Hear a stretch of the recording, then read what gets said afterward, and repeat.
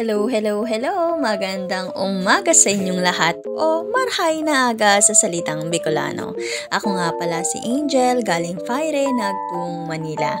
Ngayon nga ay ikalimang araw ng ating vlog at magluluto tayo ng tortang talong. Agad kong isinalang ang talong sa kalan habang ako'y naglilinis sa sala. Maulan pa rin ngayon dito sa Manila at tiyak na mataas or baha pa rin sa daan. Kapag ganitong tuloy-tuloy ang ulan or bagyo ay marami na namang apektado at stranded. Lahat ng eskwelahan ay sarado, ganun na din ang ibang establishmento. Pero ang ilang manggagawa ay tuloy pa rin sa pagpasok kahit na bagyo. Noong pagkatapos ko ngang isala ang talong ay nilinisan ko na ito para sa gayon ay maiprito ko na din mamaya. Ganito pala ako magluto ng torta. Minsan kahit itlog lang at konting pampalasa ay masarap na. Pero para sa akin ngayon ay gusto ko ng medyo crunchy at kalasa ng manok. Wala kasi masyadong nagbebenta ngayon sa palengke kaya gulay muna tayo. Ito nga yung mga namimiss ko sa probinsya. Ang fire kapag kumukuha si Papa sa bukid ng mga tanim niyang gulay doon.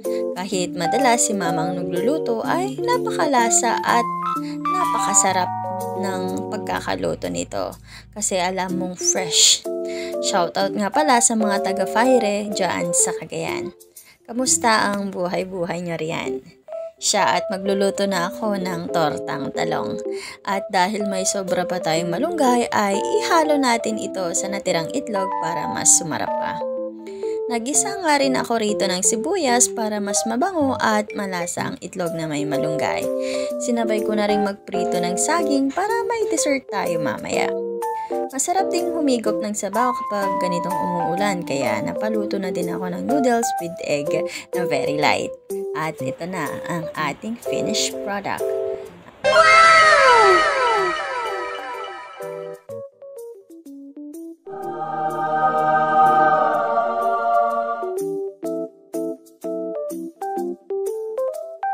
Ano pang hinihintay nyo? Sumabay na kayo. Kain na!